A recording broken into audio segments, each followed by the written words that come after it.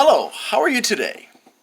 So glad that you're watching this video. It's a very important one. And I'm not going to do what some of the other people that I mentioned are doing, which is actual debunking, because I'm not an expert in what they do, and they are. So I leave it to the experts to do this work. I'm only going to tell you this story. So thank you first to James Randi, the James Randi Educational Foundation, Harry Houdini, Chris Ramsey, Super Eyepatch Wolf, Darren Brown, Captain Disillusion, and others for helping to expose the multi-billion or perhaps trillion-dollar collusion between the mass media industry and psychic flimflammery, fraud, theft, and dire consequences for believers. If you're another person who's working to debunk those criminals, please leave me a comment with your link. It's truly a shame that James Randi, famous escape magician and psychic debunker, died last year, and that so many media companies worldwide take advantage of human frailties in order to profit while causing devastating consequences for some. Truly, they are even more responsible for the crimes committed by the psychics than the charlatans themselves, because they magnify the reach and power of those charlatans enormously. These media companies, talk shows, podcasts, rags, and more should be prosecuted, I believe. Let them claim ignorance of the truth while they line their pockets with con artists' misery money. I have a confession. I used to do tarot card readings. I'll explain the stopping part later. I've never asked for nor received recompense. I've never claimed to be a psychic and always stated that it was all about intuition development for me. Also, I made it clear to people I've read I've made it clear for people I've read for that the results of the future indicated by their reading could be changed if they could figure out what they needed to alter. Further, I would ask people to tell me the question they were going to ask. If it was too vague, I'd direct them to be more specific, because vague questions receive vague answers.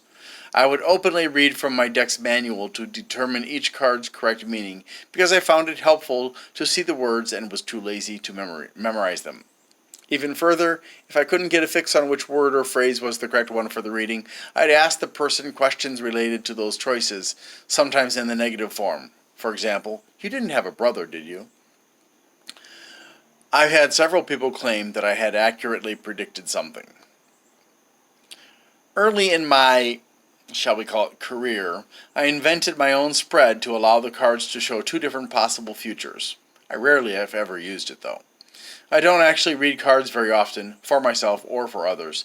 I used to offer it to people, but I don't anymore. If someone asks, I do it then, but I always tell them it's intuition and not written in stone.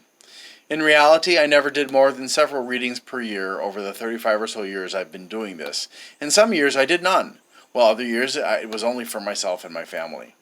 One of the most interesting series of readings I did for one person was for my ex-brother-in-law.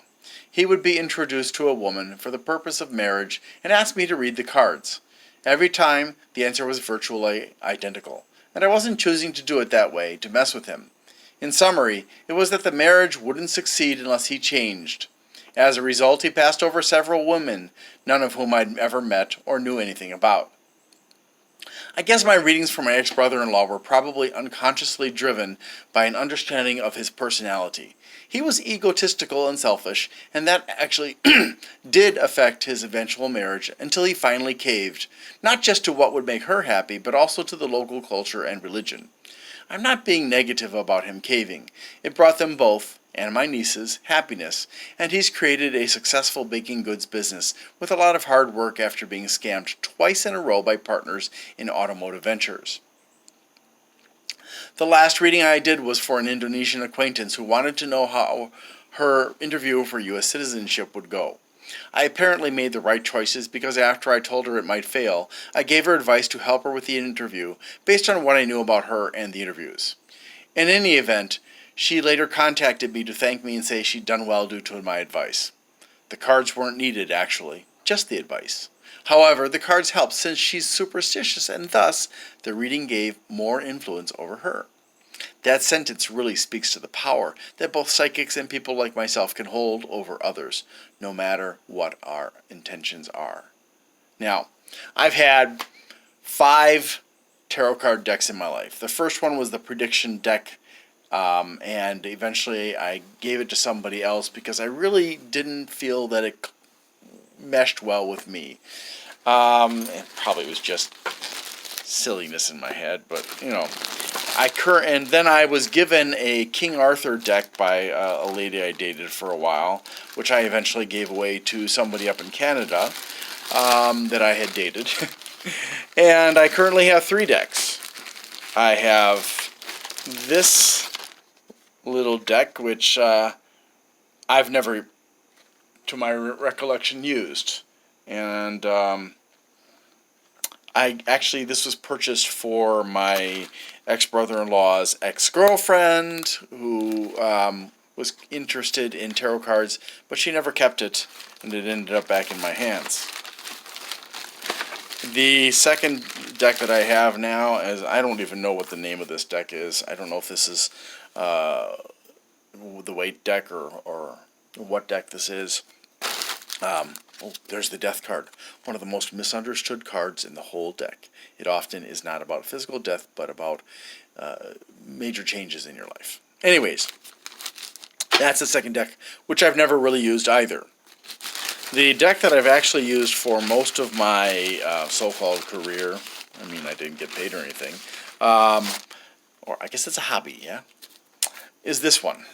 As you can see, I had to tape it up with packing tape because the Universal Weight card tarot card deck box is just not strong enough to stand up to the test of time.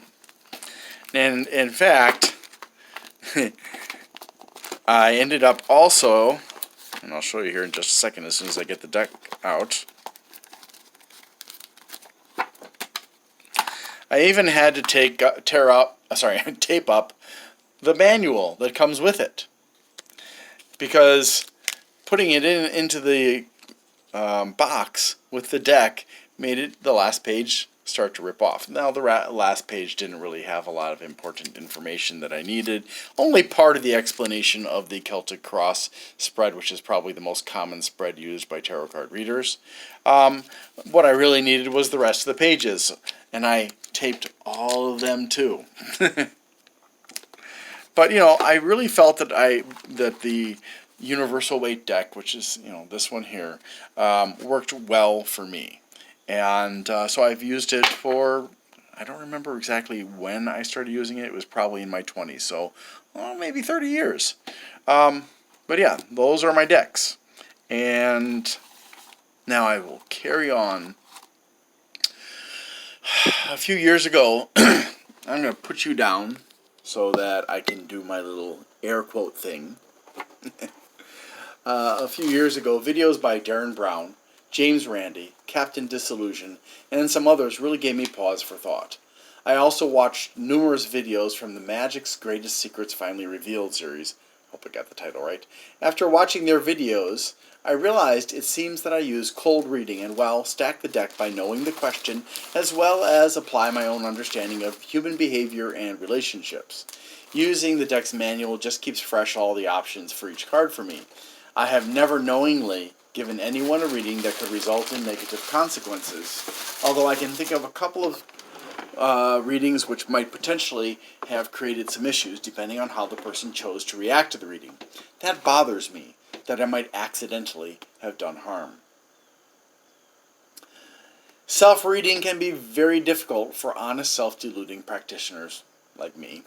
The ego gets in the way when your mind subconsciously tries to point out something you don't like about yourself. It was like that for me for decades. I found it very hard to figure out what the cards meant. Eventually, however, I managed to get over the objections of my ego and expose to myself psychological facts that were impacting or would impact negatively my future. One example was when I asked if I should become a professional card reader for money. The answer came back that, as I gained fame and status, my ego would swell and I would come to have an exaggerated belief in my own abilities. In other words, I would become arrogant and also delude myself. I took that pearl of wisdom and didn't go pro. In all honesty, you can probably come to just about any conclusion when you're reading the Celtic Cross or another spread, or even just a 3-card spread.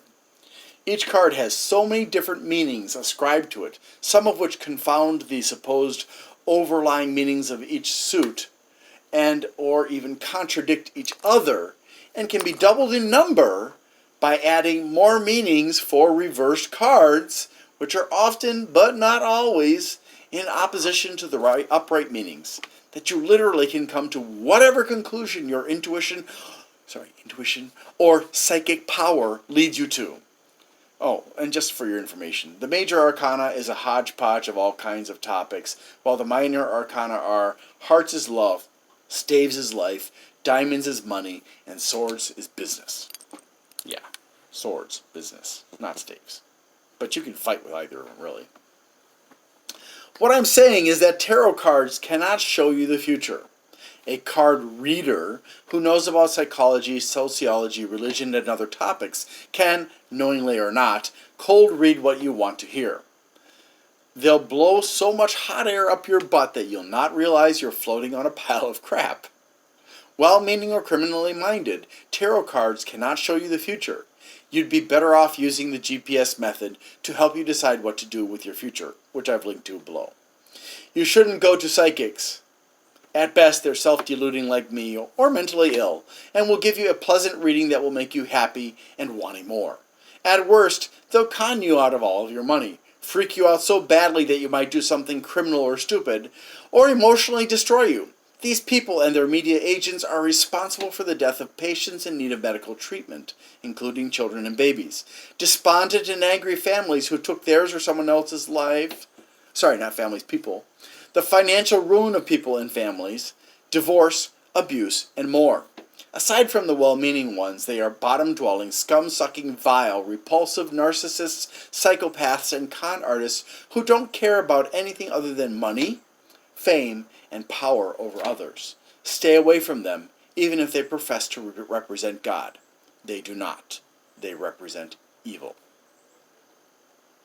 I believe that it's time I stop. And today I am. My cards are retired permanently, if for no other reason than that I don't want to cause harm accidentally. If I have ever read for anyone and the results I foolishly gave you caused problems, I profoundly apologize, although I've never gotten any such feedback, so I don't actually know. And hopefully it never happened. Thank you very much for watching, and I hope that you will take this former tarot card reader's advice and stay away from all types of fraudulent future reading, not just tarot cards, and also people who claim to speak to the dead. It's a fake. I hope you have a wonderful day.